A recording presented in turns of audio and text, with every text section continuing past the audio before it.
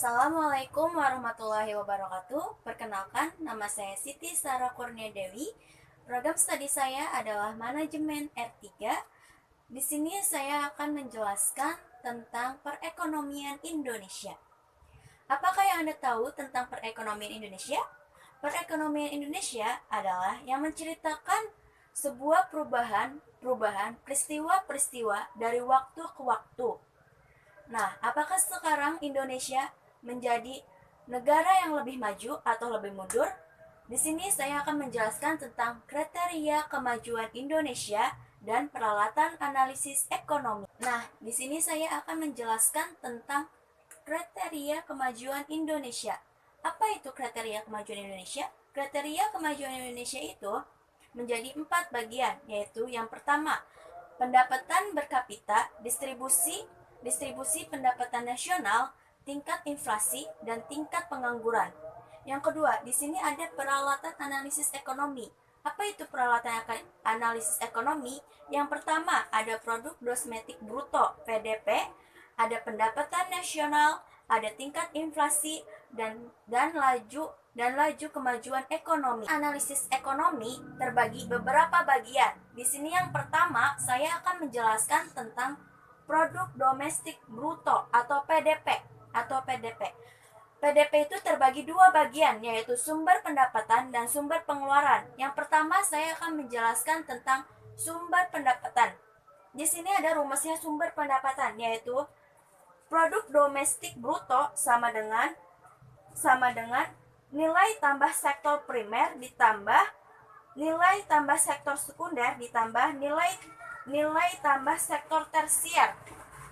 Di situ ada rumusnya. Di sini jadi PDP sama dengan FASP tambah FASS ditambah FAST. Itulah rumus sumber pendapatan bruto. Dua, menjelaskan tentang sumber pengeluaran. Di sini ada rumusnya.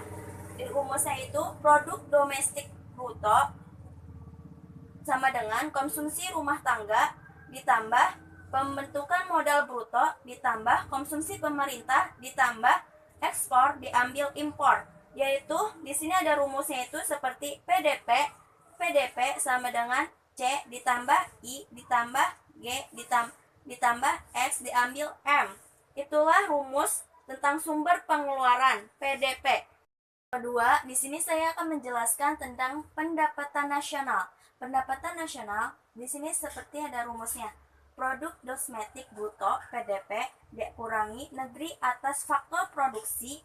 Di sini ada hasil produksi nasional bruto diambil penyusutan, hasil produk nasional neto dikurangi pajak tak langsung, dan hasilnya pendapatan nasional. Disinilah cara mencari pendapatan nasional. Seperti inilah rumusnya. Yang ketiga, di sini saya akan menjelaskan tentang pendapatan per kapita. Pendapatan per kapita itu rumusnya pendapatan nasional dibagi jumlah penduduk. Nah, yang keempat, di sini ada nilai tambahan. Nilai tambahan itu rumusnya FAS sama dengan OPS diambil IPS. Nah, yang kelima, di sini ada kontribusi sektor. Kontribusi sektor di sini rumusnya ada KS FAS dalam rupiah dibagi PDP dalam rupiah dikali 100%. Nah, di sini keterangannya FAS itu seperti nilai tambahan sektor masing-masing. Di sini ada OPS. OPS itu seperti output sektor atau pengeluaran. Di sini ada IPS, yaitu adalah input sektor atau pemasukan sektor. Di sini ada KS. KS itu ada kontribusi sektor. Itulah rumus masing-masing dari tiga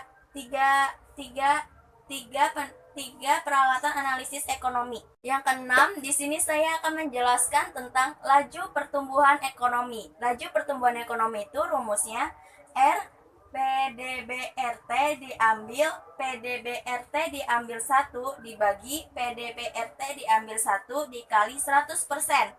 Di sini keterangannya R sebagai pertumbuhan ekonomi, PDBRT sebagai PDB tahun ini, dan PDBRT diambil 1 PDB tahun sebelumnya.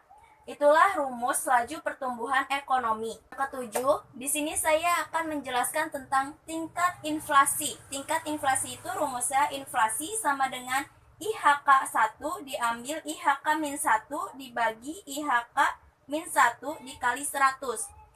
Di sini keterangannya IHK 1 adalah tahun atau bulan yang diamati. Di sini ada IHK min 1 sama dengan tahun atau bulan yang sebelumnya. Itulah rumus inflasi. Perekonomian Indonesia juga terbagi beberapa faktor, yaitu faktor internal dan faktor eksternal. Apa itu faktor internal? Faktor internal itu yang terjadi dari pertumbuhan ekonomi, pendapatan nasional, tingkat inflasi, jumlah uang yang beredar, jumlah investasi. Yaitu kalau misalnya eksternal, yaitu tukar uang antara luar negeri dan Indonesia. Perekonomian Indonesia di sini juga menjelaskan tentang masalah-masalah yang dihadapi Indonesia. Yang pertama, satu, biaya-biaya sosial. Yang kedua, biaya-biaya ekonomi. Biaya-biaya sosial itu seperti yang pertama, banyaknya orang yang kekurangan gizi, banyaknya orang yang putus sekolah, dan yang ketiga itu seperti banyaknya kerusuhan di mana-mana. Di sini yang kedua ada biaya-biaya ekonomi. Biaya-biaya ekonomi itu seperti yang pertama, pendapatan berkapita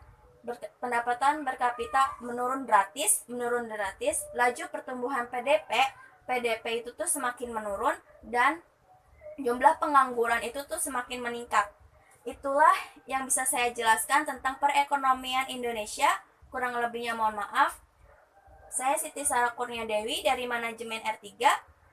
Cukup sekian dan terima kasih. Assalamualaikum warahmatullahi wabarakatuh.